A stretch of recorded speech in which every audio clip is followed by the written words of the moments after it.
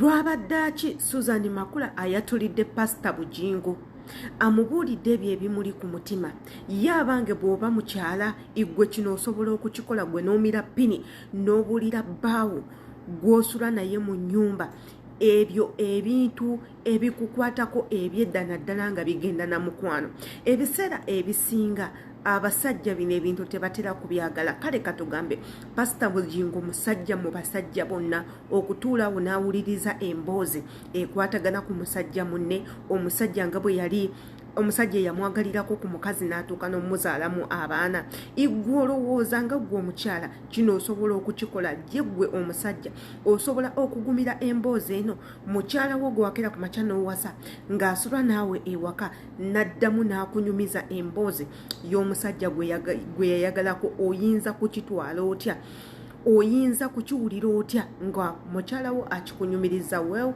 bino byonna njagala imbisiŋŋane mu comment section gwe woba weesiga omutima gwo commenti nga otomanye kikyolowooza wabula ng'ate tokoma ku kya commentinga subscribinga bw'oba tonaba kusubscribinga akadde kakwateko nnyo kagenda kukuyamba videos zonna ze tunaateeka eyo oleme kubeera nga ozisubwa tubeere ku page emu nze naawe jjukira nze abatuusako updates zino yenze Shila Adita eva mbagamba nti updates zonna ezinyuma ebintu byonna ebyenjawulo ogenda bisiŋŋaana kuno ku channel yaffe eno gwe twekuumireko subscribinga tekitwala budde n'okukwata kadde kakwate kuwetu buli video yonna gwe bagenda kuweereza message nga memba ojje wekkanye eki kye tutaddeyo osanga bye tuteekayo biyinza okuba nga bikuyamba one way or the other jangu otwegatteko so ngenda batwalako mu katambi ka Suzan Makula ng'ali ne Pastor Bujingo ng'amwatulira ekyama kyatatera kwogera ekyama kino kyabadde tagamba nga Pastor Bujingo nawe weewulirireko ate era tumale tukomewo tulina otuukiriza mu Kristo nti twagala nnyo okusoma ennyiriri ezitufevalinga ne tulekawo ennyiriri nga nazo simbi gye tuli naye nga zitwagala kumanya bizirimu nga zitutereeza mbikulira Matayo 10:28 eyogera nti mujjejje ndi mumwe n'abako era abazitowereddwa Matayo Matthew chapter 11 verse 28 Matthew 11:28 Come to me all you who labor and are heavy laden and I'll give you rest. Take my yoke upon you. And learn from me.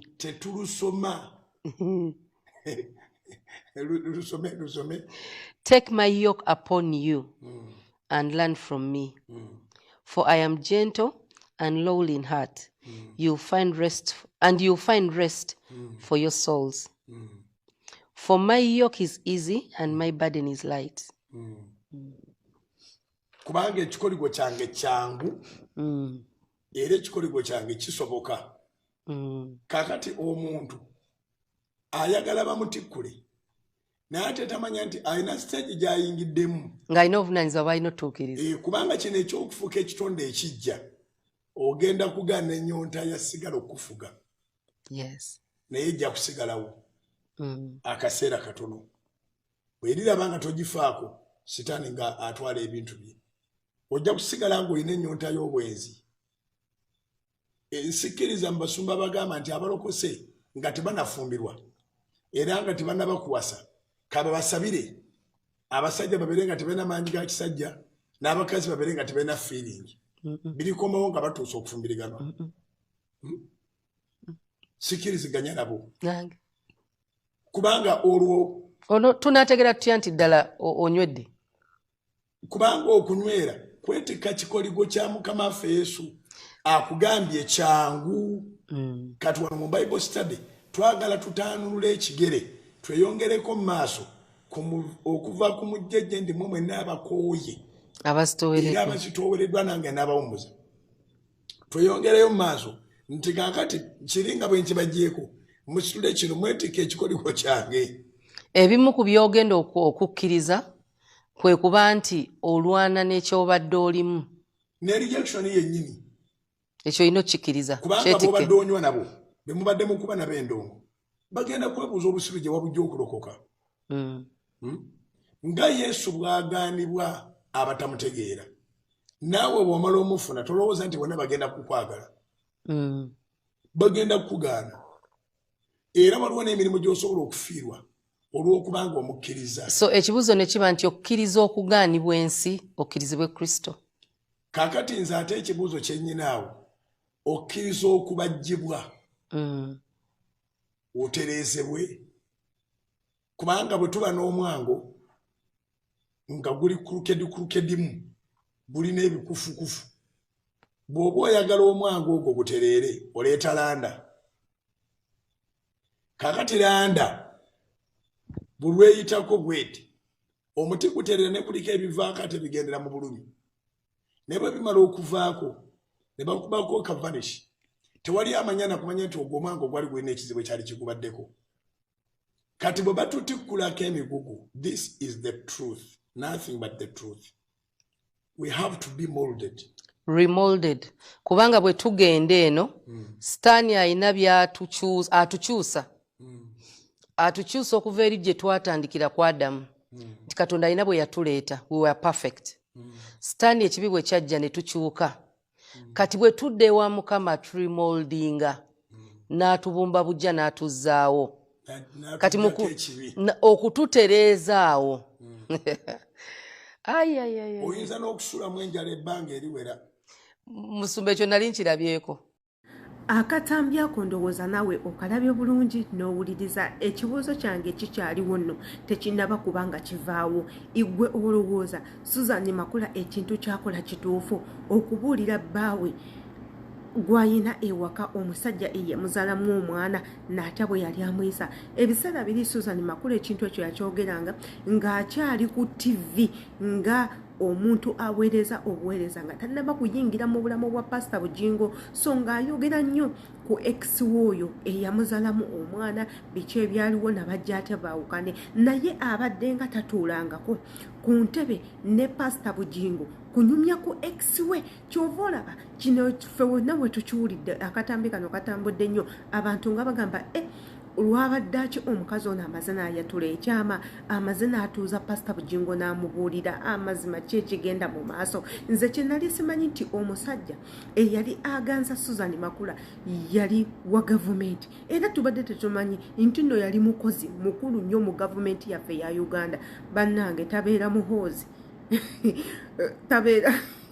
tabeera kiza bwesigi, ndaffe tetumanyi, naye nga atugambye omusajja ono yali munene nnyo mu gavumenti yaffe ye Uganda, era nga ne ssente ayina empitirivu ddala, era nga ye musajja eyasooka okubanga amugulira emmotoka n'agimuteera mu bulamu bwe, wabula bwe baatuuka okwawukana n'akwata emmotoka eyo n'agizaayo ewaabwe n'agiwa maama w'omulenzi. Bameka abakyala abasobola okukola ekintu ekyo? Omusajja n'akugulira emmotoka n'ogikwata n'ogizaayo. Wano nze nalaba Leila Kayondo, omusajja yamugulira emmotoka, omusajja n'atuuka omugamba mpa emmotoka yange. Leila Kayondo n'agamba awunya waawo woba oli wakugenda genda. Era ne tujjukira ku story ya Leila Kayondo, kambadduseemuko katono, omwami SK Mbuga bwe yamuteekamu kalina ennene gaggadde ne batuuka okwawukana n'agamba hayo obadde ng'onkozesa, obadde ng'onneebakako neesasudde. Ye katulabe ku bya Lwasa.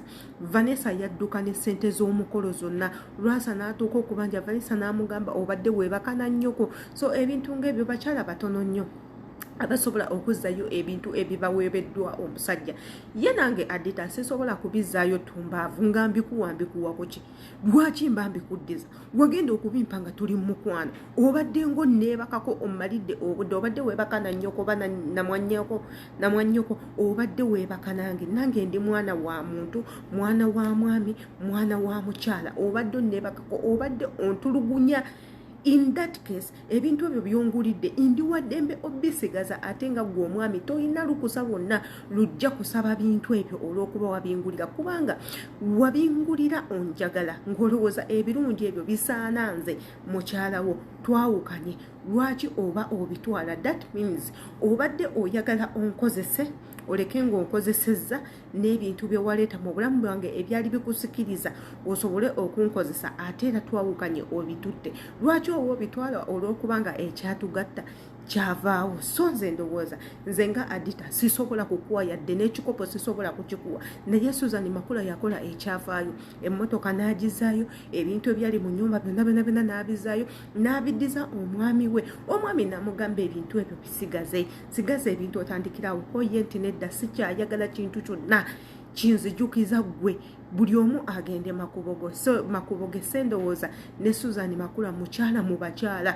In case webanga emboozi eno ntuufu abeera mukyala mu bakyala, kubanga ekyo tekirabikalabika most so mu bakyala baffe bano ab'omu ggwanga lyaffe Uganda.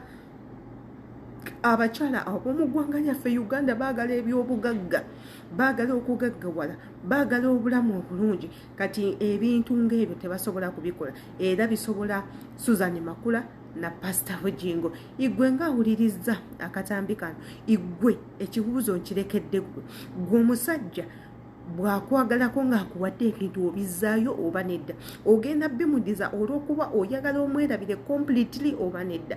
Ye tubuulire ensonga ki lwaki obizzaayo? Gwolowooza wona obisigaza n'obitunulako ogenda kubanga omujjukira oba nedda? Byonna njagala tubisingane mu comment section, wabula ng'ateera n'okusubscribinga kijjukire gwe wenna woba oli mupya ku channel eno tovaako nga tosubscribinze, kyekigenda tukuuma nga channel eno ekyagenda mu maaso, ateera okwate ne ku kade.